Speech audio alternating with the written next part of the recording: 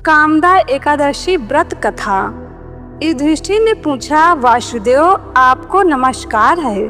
कृपया आप यह बताइए कि चैत्र शुक्ल पक्ष में किस नाम की एकादशी होती है। भगवान श्री कृष्ण बोले, राजन एकाग्रचित होकर यह पुरातन कथा सुनो, जिसे वशिष्ठ जी ने राजा दिलीप के पूछने पर कहा था। वशिष्ठ जी बोले, राजन चैत्र शुक्ल पक्ष में कामदा नाम की एकादशी होती है। ये परम पुण्यमयी है। पाप रूपी ईंधन के लिए तो वो दावानल ही है। प्राचीन काल की बात है, नागपुर नाम का एक सुंदर नगर था, जहाँ सोने के महल बने हुए थे। उस नगर में पुंडरीक आदि महाभयंकर नाग निवास करते थे। पुंडरीक नाम का नाग उन दिनों वहाँ राज्य करता था। गंधर्व, किन्नर और अप्सराएं भी उस नगरी का सेवन करती थी।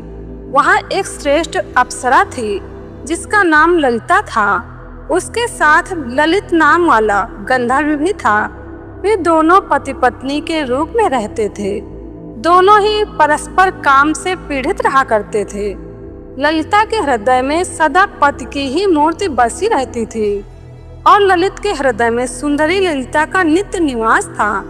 एक दिन की बात है, नागराज पुंडरीक राजसभा में बैठकर मनोरंजन कर रहा था। उस समय ललित का गान हो रहा था, किंतु उसके साथ उसकी प्यारी ललिता नहीं थी। गाते गाते उसे ललिता का स्मरण हो आया, अतः उसके पैरों की गति रुक गई और जीभ लड़खड़ाने लगी। नागों में श्रेष्ठ करकोटक को ललित के मन का संताप ज्ञात हो गया, अतः उसने राजा पुंडरीक को उसके पैरों की गति रुकने और गान में त्रुटि होने की बात बता दी। करकोटक की बात सुनकर नागराज पुंडरीक की आंखें क्रोध से लाल हो गईं। उसने गाते हुए कामातुर ललित को शाप दिया, दुर्बुद्धे, तू मेरे सामने गान करते समय भी पत्नी के वशीभूत हो गया, इसलिए राक्षस हो जा। महाराज पुंडरीक के इतना कहते ही वो गंधर्व राक्षस हो गया।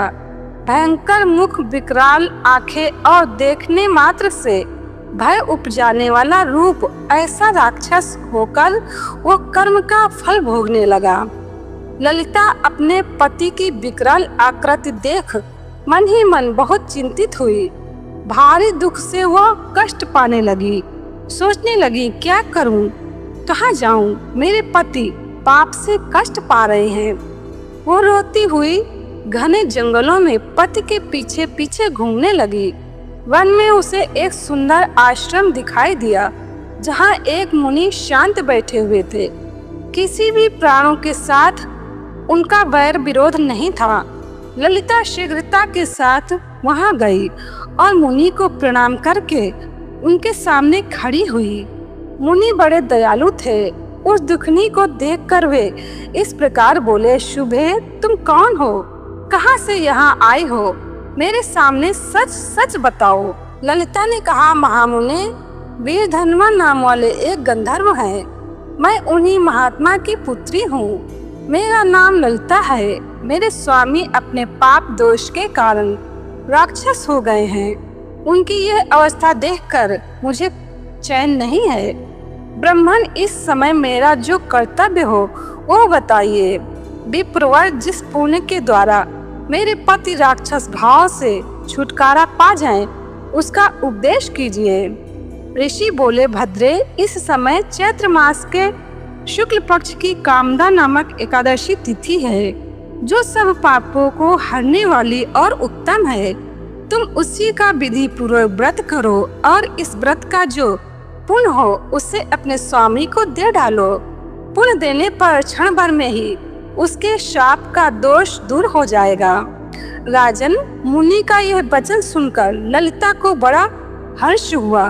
उसने एकादशी को उपवास करके द्वादशी के दिन उन महर्षि के समीप ही भगवान वासुदेव के श्री विग्रह के समक्ष अपने पति के उद्धार के लिए यह वचन कहा, मैंने जो यह कामदा एकादशी का उपवास व्रत किया है, उसके पुण्य के प्रभाव से मेरे पति का राक्षस भाव दूर हो जाए। वशिष्ठ जी कहते हैं, ललिता के इतना कहते ही उसी क्षण ललिता का पाप दूर हो गया। उसने दिव्य देह धारण कर लिया, राक्षस भाव चला गया और पुनः गंधर्व की प्राप्ति हुई।